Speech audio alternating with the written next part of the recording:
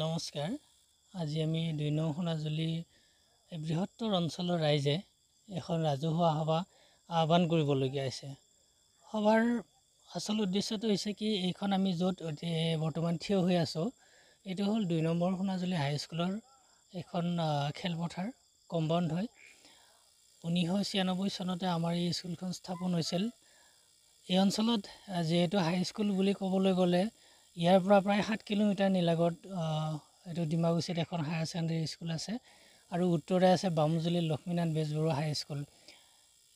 ইয়াৰ পৰা লক্ষ্মীনাথ বেজবৰুৱা হাইস্কুললৈও প্ৰায় 7 কিলোমিটাৰে হয়। এই বৃহৎ অঞ্চলৰ ছাত্ৰ ছাত্ৰীৰ শৈক্ষিক পৰিৱেশটো আৰু ছাত্ৰ ছাত্ৰীক শিক্ষিত কৰিবৰ কাৰণে আমি ৰাইজে কাঠি কামি চাচি আমি প্ৰথমতে বেচৰকাৰীভাৱে এখন স্কুল ইয়াতে পাঠদানৰ ব্যৱস্থা কৰিলোঁ। স্কুল সোণাজুলি হাইস্কুল নামেৰে নামাকৰণ কৰি, আৰু তেতিয়াৰ পৰাই এই স্কুলখন আজিৰ তাৰিখলৈকে চলি আছে। কিন্তু দুখৰ বিষয়, আজি প্ৰায় 3 বছৰ হ'ল আমাৰ যিটো আগৰ খেৰী ঘৰ আছিল, 2টামান ৰুম আমি পাকাৰো বনাইছিলোঁ। এটা প্ৰজেক্ট আহিল যে এই স্কুলখন পাকাকৰণ হ'ব, ইয়াৰ ঘৰ দুৱাৰবিলাক ভালকৈ বনাব, আৰু সেই উদ্দেশ্যত লৈয়ে তেওঁলোকে ঠিকাদাৰ আমাৰ এই ঘৰটো ভাঙি দিলে। স্কুল ঘৰটো ভাঙি দিয়াৰ পিছত আমাৰ যিখিনি ল'ৰা ছোৱালী আছিল, আমি ওচৰতে যিহেতু 2 নং সোণাজুলি এম ই স্কুল আছে, সেই এম ই স্কুলৰ এটা কোঠাত আমাৰ ল'ৰা ছোৱালীখিনিক সাময়িকভাৱে আমি পাঠদানৰ ব্যৱস্থা কৰিলোঁ। কিন্তু আজি 3টা বছৰ পাৰ হৈ গ'ল, ঠিকাদাৰে কাম বন্ধ কৰিলে। আপোনালোকে দেখিছে অৰ্ধনিৰ্মীয়মান অৱস্থাত আছে, আৰু এই কামটো বন্ধ হ'বৰ আজি 2 বছৰ হ'ল।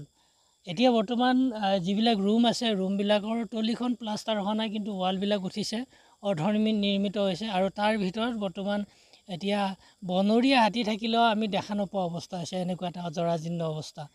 এই জৰাজীৰ্ণ অৱস্থাত আমি আচলতে যোৱা 3টা বছৰে ল'ৰা ছোৱালীক কেনেধৰণে পাঠদান কৰাইছোঁ, এইটো আমাৰ কাৰণে অতি দুৰ্ভাগ্যজনক।